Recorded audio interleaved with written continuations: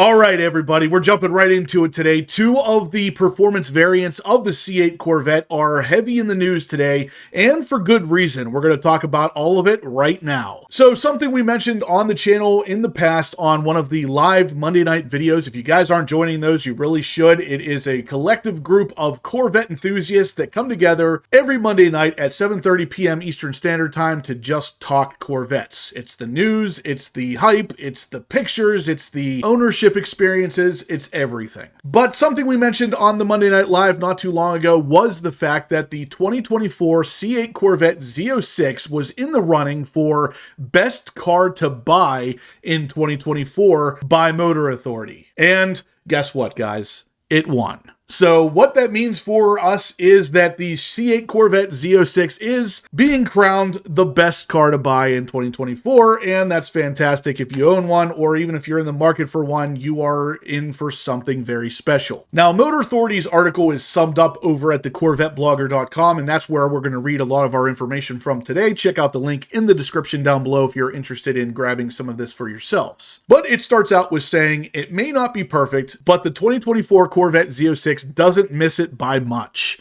At least that's the kudos handed to Chevy's supercar by Motor Authority, which just named the Z06 as its best car to buy for 2024. Too bad only a few of the Motor Authority readers will ever be able to gain access to the Z06 if 2024 production remains around the 11% of total Corvettes built in 2023.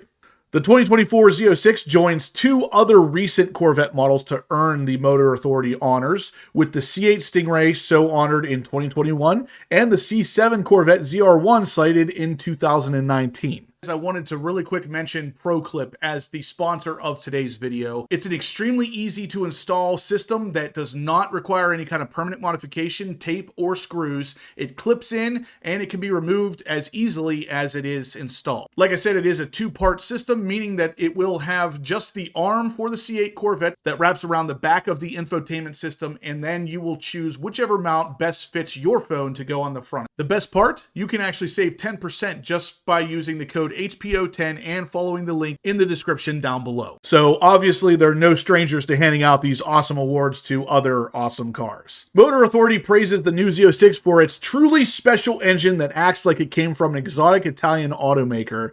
Indeed, the car's 5.5-liter flat-plane crank LT6 V8 produces 670 horsepower and 460 pound-feet of torque on its way to producing amazing times of 2.6 seconds from 0 to 60 and a 10.6 second quarter-mile time. That's even better than the 755 horsepower, but of course front engine, 2019 ZR1's 0 to 60 time of 2.9 seconds and a quarter-mile of 10.8. Motor Authority is also a fan of the Z06's 8-speed dual-clutch transmission, describing it as incredibly responsive and capable of keeping power at the ready in any scenario. Saying it looks like an angrier, more ripped Stingray, the website notes the Z06 doesn't have a cachet of Porsche or a Ferrari, and its interior isn't up to their standards. But Chevy's ultimate sports car, at least for now until the ZR1 or ZOR appear on the scene in the coming years, represents a moment in time and history that will never happen again, Motor Authority writes. Ferrari's already moved on past naturally aspirated flat-plane crank V8s into its twin-turbo V6 and hybrid era. Motor Authority says there will be faster and more powerful Corvettes, but it's improbable any will be as special. Now, guys, this is exactly how I feel about the C8 Corvette Z06. I really feel like this may mark the end of an era for the V8 in general, where it is a naturally aspirated, high horsepower, high revving kind of specialness. Now, what that means for me is in the future, most of these cars, if they ever come with a V8, they're most likely going to be either supercharged or turbocharged to some degree, or have a hybrid motor in them somewhere. So the C8 Z06 could possibly be the last of its kind. Either way, it's an awesome car, and I hope all of you guys out there get to experience it at some point. Now, moving on, guys, we also have some information today about the E-Ray. So today we got official verification from the guys over at the midenginecorvetteforum.com that this Monday, the 8th of January, starts E-Ray production. Now, I know a lot of you guys out there are already saying, well, Justin, I thought the E-Ray already started production. No, not officially. The plant built 3 E-Rays in 2023. A lot of people are speculating that those 3 were built just so Chevy could say that production of the E-Ray officially started in 2023. These cars being built starting Monday are going to be for customers. So the 8th of January marks the first of actual E-Ray production. So if you're waiting for a C8 Corvette E-Ray, just know it could be built anytime starting after Monday. That is very exciting because a lot of us have been waiting for this thing for a long time. It's been pushed back a bunch of different times. This was originally supposed to start in October, I believe. And now we have an official date. It is coming. So if you guys are waiting, hold on a little bit longer. You should all be getting target production weeks here very soon. And for any of you very lucky, you're going to get your target production week as the 8th of January, which means you could potentially see this car in early to late February, which is pretty exciting.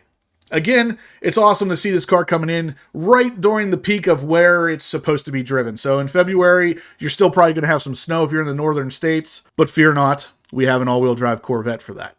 Moving on, we get another little bit of information about the E-Ray, and it comes to us from the Corvette blogger who kind of reviews some of the videos out there on YouTube, and the article title is 2024 Corvette E-Ray, the strangest electrified sports car yet. Now, again, we talked about this on the last live video we did because it is Marquez Brownlee and his Tech-Style channel that is reviewing this car under his channel called Autofocus. So basically, this is a tech YouTuber reviewing a car. And he actually brings up some really awesome points in his review. I will link the video in the description down below, but he does call the E-Ray one of the weirdest hybrids. Now, the reason he's saying this is because it is kind of weird when you view it from the saving gas / going green perspective, because that is not at all what the C8 Corvette E-Ray is about. It's not really specifically there to save gas. It's not really there to go green. It's there to be performance oriented. So the hybrid setup of this car, yes, it's going to help with miles per gallon to some degree, but it's really there for the performance aspect. It's there for the all-wheel drive, the launching capability, the handling capability. That's what it's there for. And to quote the Corvette blogger, they go on to say that one of the reasons why the E-Ray is one of the weirdest hybrids that he has tested is because all those others want to improve gas mileage or provide as much range as possible, while the Corvette E-Ray is designed to provide the best performance possible. And because of that, he calls the E-Ray a more livable Corvette, especially as they are equipped with all-season Michelin's direct from factory. Quote, that's the biggest statement you can make shipping a car from factory with all-season tires, which is, hey, we want you to drive this thing all year round. Now, that's basically the Corvette blogger's way of summing up exactly what we were just talking about. The reason he thinks it's a weird kind of hybrid is because it's not really falling into one of those categories of saving gas or providing as much range as possible on a hybrid or electric battery setup. A lot of people who don't fully understand Corvettes don't really understand why there would be a hybrid in a Corvette in general, but I digress. One of the better points that Marquez brings up to us is the fact that the car is not able to be in stealth mode, which is, of course, its fully electric mode that can be driven in up to 40 miles per hour, but it can't do it if the temperature outside is below 50 degrees Fahrenheit.